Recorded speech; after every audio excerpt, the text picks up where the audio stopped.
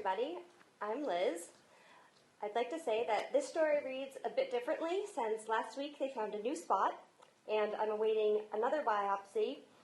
So the story continues, but here's what I came to share with you here tonight. I was on my 4th consecutive year of breastfeeding my 2 children, a 34-year-old stay-at-home mom with no family history, no risk factors, and no reason to think the worst of the little bump I'd found on my upper breast.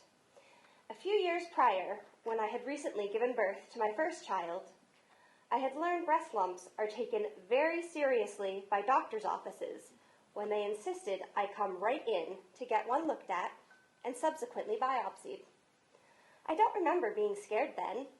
As a new mom, trapped under the weighted blanket of the postpartum season, I had so much more to be concerned about, including getting my baby to nurse directly before the biopsy so that my breast would be as empty as possible for the procedure. In fact, I remember it was a humorous situation. They clearly didn't deal with lactating moms regularly. The poor techs didn't know what to do as a steady stream of milk poured out of the biopsy site, several inches to the right of my nipple, preventing the steri strips from doing their adhesive jobs. Ultimately, it was nothing, a nursing adenoma, or a harmless clump of fatty tissues that sometimes occurs in breastfeeding people. So in 2019, when a new spot appeared, I wasn't nervous. It was right after winter break, when I'd spent a full week at my childhood home in Vermont. I was attributing the spot to a treadmill run I had done to appease my then husband. I had always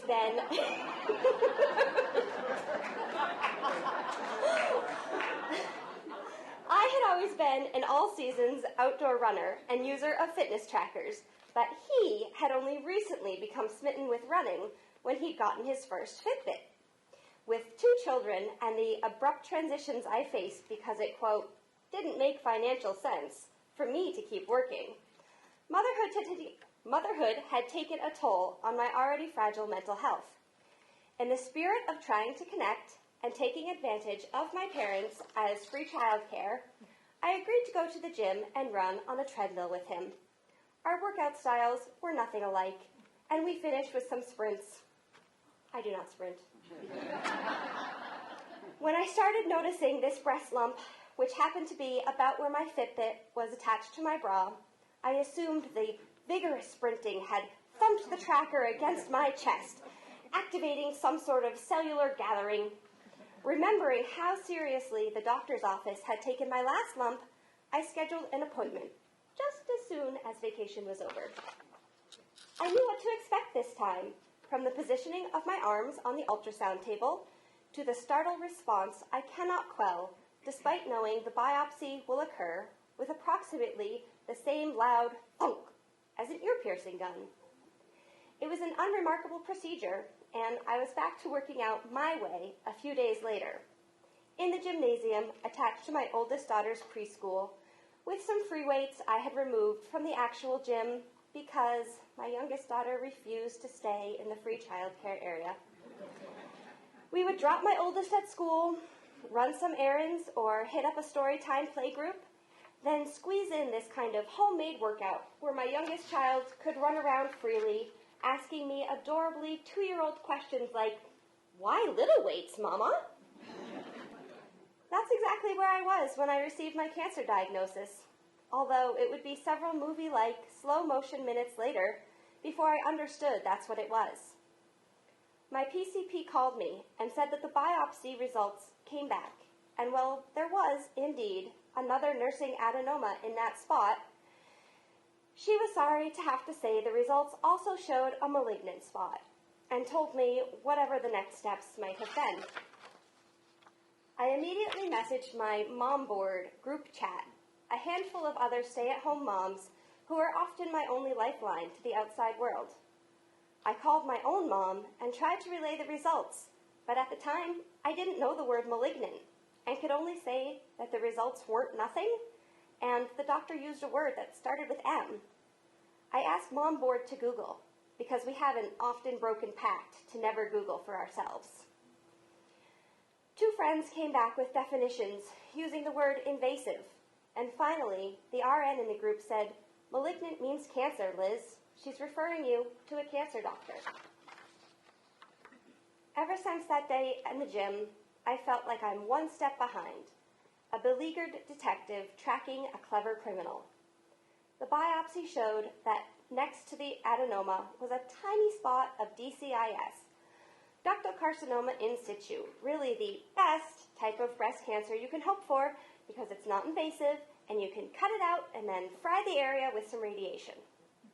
As soon as I'd mentally adjusted to that and physically started healing from my lumpectomy, the pathology came back, and it turned out that next to the DCIS, there was actually another spot, and that was the bad kind, the kind that can spread. So I would need another operation to determine my care plan.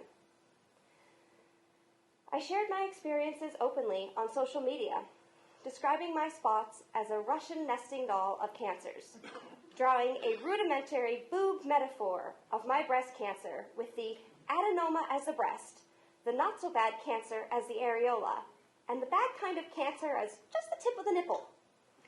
I tagged each update with hashtag itty-bitty titty cancer, because the cancer itself was so small, and hashtag brightly burning trash fire. If I was going to be a dumpster fire of disaster, I wanted to at least glow strongly enough to keep other people warm. I wanted others to know my story, 1, so I didn't have to repeat it to each person I knew, and 2, to generally raise awareness, I guess. I was lucky because my next operation showed that the bad cancer hadn't spread. I went through radiation, driving myself to and from every day, getting increasingly tired with increasingly peely skin. Unsure of how my body would handle treatment, I created an Excel sheet safety net of friends that allowed me to continue my job as primary caretaker of 2 small kids, but always have backup if I needed it. My body healed, and then it didn't. I was diagnosed with lymphedema and outfitted with compression garments to control the swelling. I had my wedding ring refitted to my right hand, and I got an adjustable ring to wear over my glove with the hidden message, "Never effing give up." I tried and failed tamoxifen, had subsequent lumps, scares, biopsies, and scans. I was done active treatment, but cancer wasn't done with me. I thought I should be happy to have made it through, but instead of having a new outlook on life, treating every day like a gift, and being grateful to have survived, I was miserable. At the end of October, I finally drove myself to a local breast cancer nonprofit. I'd barely made it in the door when I started tearing up, trying to explain to the first person I encountered that I wasn't sure why I was there, but I just knew I needed to be. The woman seemed to know exactly what to do, ushering me to another office where I met Melanie, the director of outreach, leader of support groups, and, ultimately, the St. Peter of my healing. I sat down and sobbed in her office for over 90 minutes while she validated, asked questions about my life, made connections I'd never seen before, and gave me some of the best perspective I'd ever heard. She got it.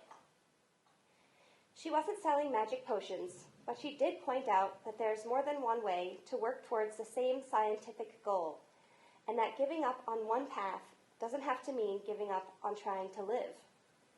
She understood the guilt I harbored over what I saw as failing tamoxifen, but reminded me that if the life I had during cancer treatment didn't feel worth living, it might not be the right treatment for me. Walking through those doors in October, my life changed. After fighting it for 10 months, I allowed myself to become part of the cancer family. No one wants to be here. It's the worst club, but it has some of the best members. I've been lucky to have attended support groups, galas, fishing retreats, the writing group that led me here, and later this year, I'm going to California to learn to surf, all through cancer survivorship programs.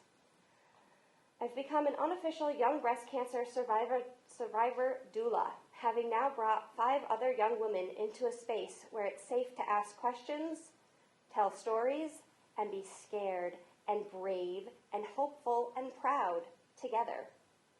Despite my presence here tonight, I'm still a reluctant member, but I'm getting better at claiming my story and at living in general. I'm a different person now from the day I met Melanie. I left my marriage the week before the world shut down for COVID. I returned to the paid workforce for the first time in almost 5 years. I moved to an apartment, then bought my own house. Took up backwoods camping and paddleboarding. Tried out online dating. Became a full-time dog mom. Spent countless hours trying to build a better life for my children. Fell in love. Broke up with a therapist. Learned that letting myself have a cry about it day is more effective than meditating, for me at least. And sometimes I let myself remember that two things can be true at the same time. I can have more work to do and be proud of how far I've come. Cancer is not my whole story, but it is a part of it. I can be grateful for today and still want a better tomorrow. I can strive to be better and be good enough now, just as I am. Thank you.